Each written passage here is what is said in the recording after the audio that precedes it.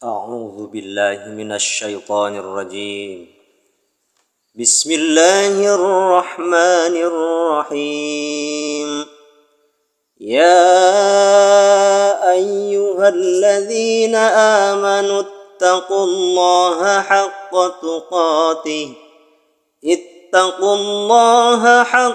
تقاته ولا تموتن إلا وأنتم muslimun. Artinya, wahai orang-orang yang beriman, bertakwalah kepada Allah dengan sebenar-benarnya takwa kepadanya, dan janganlah kamu mati kecuali dalam keadaan muslim. Quran Surah Ali Imran 102. Sadaqallahul azim. Assalamualaikum warahmatullahi wabarakatuh. Alhamdulillahi rabbil alamin. Assalatu wassalamu ala sayyidina Muhammadin wa ala alihi wa ashabi ajma'in, amma ba'd. Ashhadu an la ilaha illallah wa ashhadu anna Muhammadar Rasulullah.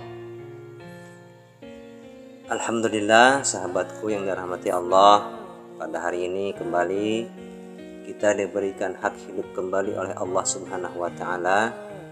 Lengkap, semua panca indera kita ada. Lengkap pula dengan penglihatan, pendengaran, penciuman, hingga kita bisa melangkahkan kaki kita untuk beraktivitas, dan juga tangan kita ini dalam menjalankan rutinitas harian kita, hanya untuk semata-mata mengharapkan ridho Allah dalam cara kita mencari nafkah halal untuk keluarga tercinta kita. Maka hanya hati yang memiliki iman dan Islamlah yang tahu cara berterima kasih kepada Allah dengan cara memanjatkan puji syukur kehadirat Allah Subhanahu wa taala atas segala nikmat semua itu. Tak lupa sholawat dan salam selalu kita lantunkan kepada kekasih Allah, sosok yang kita cintai, yang juga mencintai kita melebihi cintanya terhadap dirinya sendiri, yakni baginda Habibana wa Nabiyana Muhammad sallallahu alaihi wasallam, yang tentunya kita nantikan syafaatnya kelak di yaumil akhir. Amin, amin ya rabbal alamin. Sahabat belajar ngaji yang dirahmati Allah, kembali hari ini kita bisa bertemu, berbincang, sharing bersama kembali di channel yang sederhana ini. Kembali kita ya sambil nyeruput kopi atau teh hangatnya, sambil makan makanan atau cemilan-cemilan kecil. Kita anggap kita bicara atau ngobrol di warung kopi lah ya. Kita kembali nih membicarakan tentang Al-Mahdi dan Dajjal. Apa sih hukumnya? Apakah kita murtad atau keluar dari Islam jika kita meyakini atau tidak meyakini akan adanya sosok Imam Mahdi atau Dajjal ini? Selain itu kita bahas dulu dari tentang Dajjalnya, yang katanya fisik-fisiknya sudah kita bicarakan di video sebelumnya ya. Di antara ciri dari fisiknya itu ada tulisan, katanya di jidatnya. Tulisan di situ ada kaf, fa, ra atau kafir di dahinya, yang katanya hanya bisa dilihat oleh orang-orang tertentu saja, atau orang beriman atau bertakwa kepada Allah saja, sesuai dengan hadis dari Imam Muslim. Coba kita bacakan hadisnya. Innahu maktubu baina ainai kafirun yaqra'uhu man kariha amalah, yang artinya pada dahinya terdapat tulisan kafir yang dapat dibaca oleh setiap orang yang membenci perbuatannya. Perbuatannya di sini menunjukkan kepada Dajjal. Tentu siapa orang yang membenci Dajjal, membenci perbuatan Dajjal, yaitu orang-orang yang mukmin atau yang beriman dan juga bertakwa kepada Allah. Di luar orang yang beriman atau tidak bertakwa tidak akan bisa melihat tulisan itu. Kenapa nih timbul pertanyaan nih? Kenapa hanya orang yang beriman atau yang membenci Dajjal saja yang bisa melihat tulisan kafir itu? Jika kita buka pengertian tentang iman, orang beriman itu dia menyandarkan segala sesuatunya, dirinya setelah melakukan sesuatu yang maksimal tentang usaha, ibadah dan lain-lainnya, kemudian dia sandarkan kepada yang maha tinggi, maha besar, maha agung, maha abadi dan juga maha suci. Siapa dia? Yaitu Allah Azza wa Jalla. Sehingga tentu dan pasti segala keburukan sebesar apapun yang akan mencelakai keimanannya atau melemahkan keimanannya akan kandas dan dihancurkan oleh Allah Subhanahu wa taala, karena orang yang beriman dan bertakwa akan selalu dilindungi, dikasihi, disayangi oleh Allah Subhanahu wa taala. Sebagaimana firman Allah dalam surah An-Nisa, Bismillahirrahmanirrahim, Inna kaidasyaitan kana dha'ifa. Sesungguhnya tipu daya setan itu lemah. Kemudian ada dalam satu cerita ya, riwayat, ada obrolan Nabi Muhammad SAW dengan sahabat yang bernama Harith.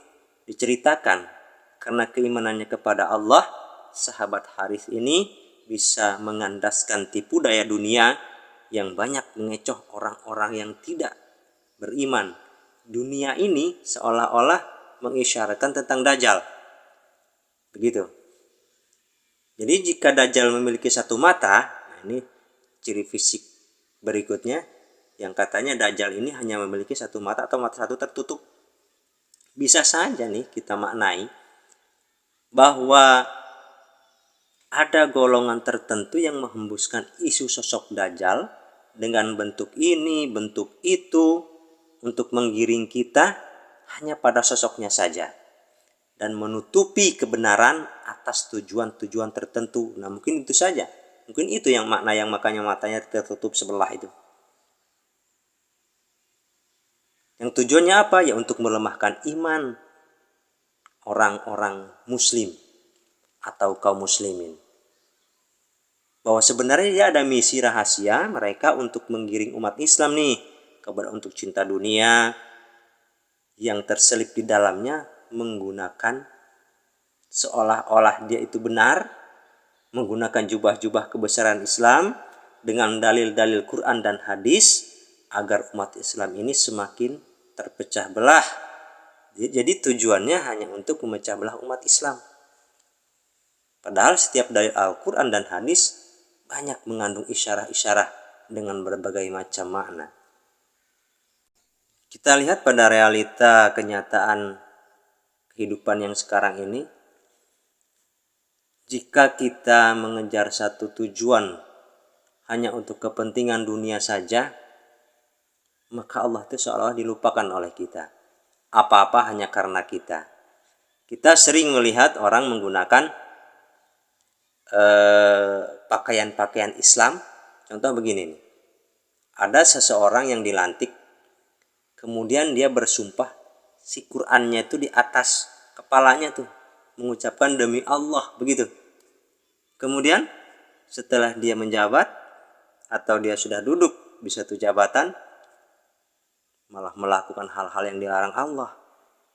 Yang sebenarnya itu kan hanya, atau kalau kita pikirkan itu sebenarnya ini kan satu kemunafikan, ya, punya sifat munafik. Atau bisa juga disebut dia ini sedang melecehkan agama dengan kitab sucinya. Banyak terjadi sahabatku. Banyak juga korupsi, fitnah sana sini. Satu ustadz dengan kiai dengan ulama lain saling menyesatkan, mengkafirkan. Mungkin inilah tujuan yang sebenarnya dari Dajjal itu. Dan apakah itu berhasil? Saudara-saudara dan sahabat-sahabat sekalian yang bisa menilainya dan melihat pada kenyataan kehidupan kita sekarang ini. Kalau kita berpikir sejenak, ajaran sebenarnya ya yang Rasulullah SAW sampaikan dan juga nabi-nabi sebelumnya, semuanya itu sudah mengandung makna ajaran Al-Mahdi sendiri. Ajaran agama sudah jelas ada dalam rukun Islam dan rukun iman, yang kemudian dengan berbagai macam dikolaborasikan agar berjalan sesuai tuntunan Al-Quran dan sunnah untuk menggapai ridhonya Allah Subhanahu wa Ta'ala. Jadi apakah kita ini disebut ingkar jika percaya akan munculnya sosok Al-Mahdi dan Dajjal, atau kita hanya meyakini bahwa Al-Mahdi dan Dajjal itu hanya simbol agar kita selalu waspada terhadap jebakan-jebakan dunia ini?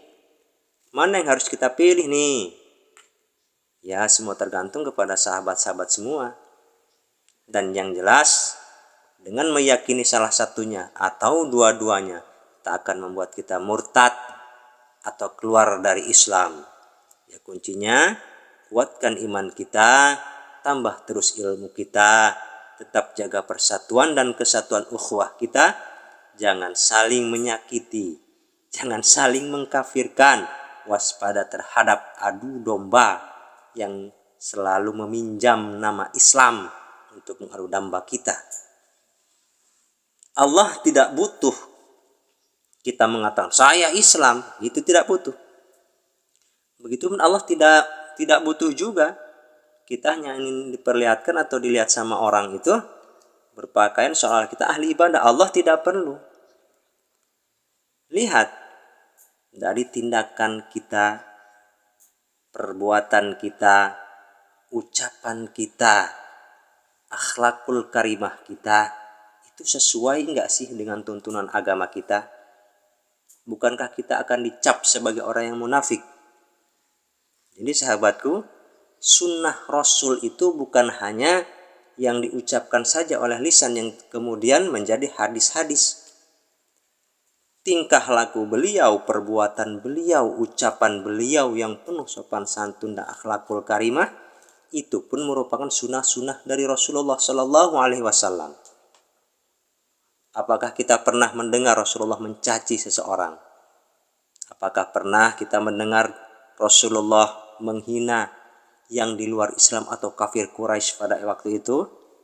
Apakah kita mendengar kisah Rasulullah atau para sahabat yang lain menghancurkan rumah-rumah ibadah orang lain?